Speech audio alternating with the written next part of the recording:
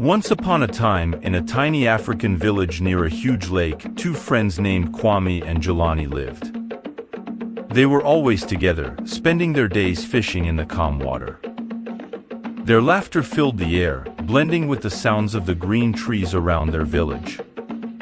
The village was peaceful and beautiful, with mud huts decorated with bright fabrics. The air was filled with the smell of spices from far-off lands. The people in the village lived simply, but they were like one big family.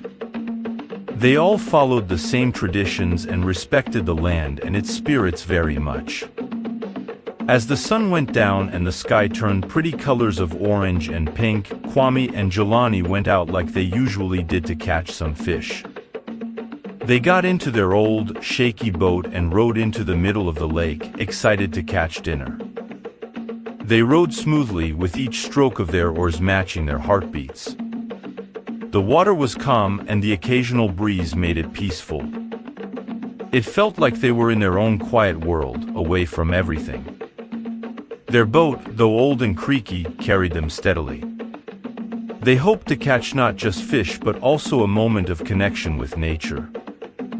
As Kwame and Jelani lowered their nets into the deep, dark waters, they felt a sudden tug. With nervous hands, they pulled it up, finding something they'd only heard about in scary stories, a mermaid, lifeless in their net. The mermaid was stunningly beautiful, with long, flowing hair like smooth silk and eyes that sparkled like precious jewels. But fear gripped Kwame and Jelani as they remembered the tales that said meeting a mermaid meant bad luck. Panicked, they decided to set her free. With shaky hands and heavy hearts, they grabbed their knives to cut the net and release her. But they didn't know that by doing so, they were about to bring a terrible curse upon their village, a curse so dark and evil that it would trouble their people for many years to come. As Kwame and Jelani paddled back to their village in the quiet darkness, a feeling of discomfort settled in their hearts. They tried to brush it off, thinking it was just guilt for catching the mermaid. But their relief didn't last long because strange things started happening in their once peaceful village.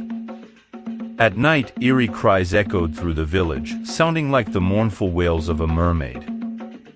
It sent shivers down the villagers' spines, making them lock their doors tightly and whisper fearful stories by their firesides. Even more frightening, young girls started to disappear, only to be found later near the river. But when they were found, something was terribly wrong. Their legs had turned into fins, like a fish's tail.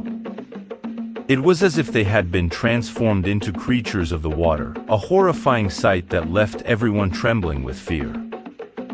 Alongside these bizarre occurrences, other strange things began to happen. Fishermen reported seeing mysterious shapes gliding beneath the surface of the river, their forms resembling that of a woman but with a haunting, otherworldly aura. As the days passed, the once vibrant and lively village became gripped by fear and uncertainty. Kwame and Jelani couldn't shake off the feeling that their encounter with the mermaid had unleashed something dark and sinister upon their community, something that threatened to tear apart the very fabric of their existence.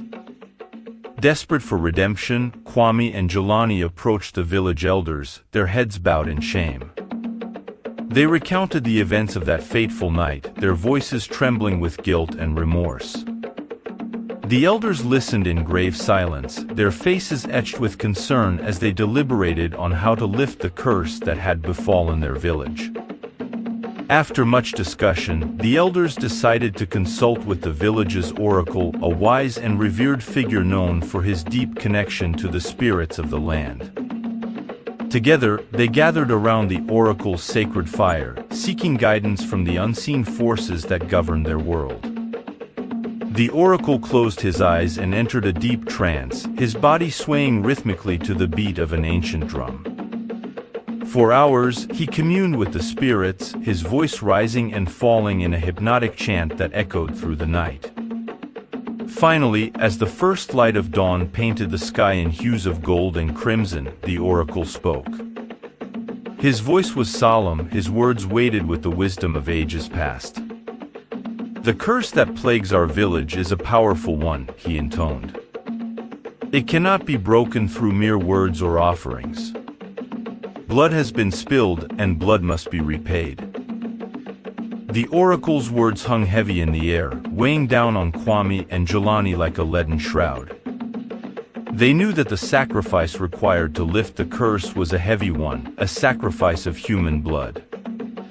As the reality of their situation sank in, a solemn silence fell over the gathering, broken only by the soft lapping of the lake against the shore. Kwame, his heart heavy with guilt and remorse, stepped forward with a determined expression on his face. "I will do it," he declared, his voice steady despite the fear that gnawed at his insides. "I will offer myself as sacrifice to the mermaids. It is the only way to atone for the life we have taken and to lift the curse that plagues our village."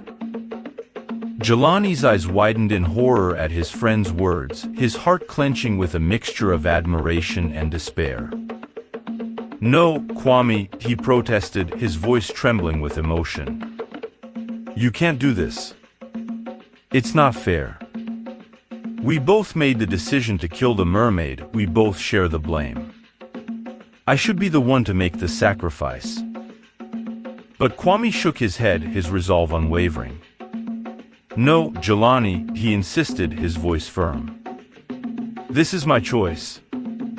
I cannot bear to see our village suffer any longer because of my actions. I will do whatever it takes to make things right, even if it means sacrificing myself." And so, with tears streaming down his face, Kwame bid farewell to his friend and his village, his heart heavy with sorrow but also with a newfound sense of purpose. With the blessing of the elders, he set out onto the lake once more, his boat slicing through the dark waters like a silent ghost. As he reached the heart of the lake, Kwame closed his eyes and whispered a final prayer to the spirits, his heart filled with a mixture of fear and determination. And then, with a steady hand, he plunged a dagger into his chest, his blood mingling with the waters of the lake as he offered himself up as sacrifice to the vengeful mermaids below. For a moment there was silence. And then, as if in response to his sacrifice, the waters of the lake began to churn and froth, swirling around him in a whirlpool of dark energy. Kwame's vision blurred and faded as he felt himself being pulled beneath the surface, his body becoming one with the depths of the lake. And then, just as suddenly as it had begun, the whirlpool subsided, leaving behind only ripples on the surface of the lake. Kwame was gone, his sacrifice made in the name of redemption and forgiveness. As the sun rose high in the sky, casting its golden light across the land, the villagers gathered by the shores of the lake to bid farewell to their fallen hero. And though their hearts were heavy with grief, they also felt a sense of hope and renewal, knowing that Kwame's sacrifice had lifted the curse that had plagued their village for so long. Thanks for watching. If you liked the story, please support our channel by subscribing and turn on post notifications so you'll be notified when we upload the next story.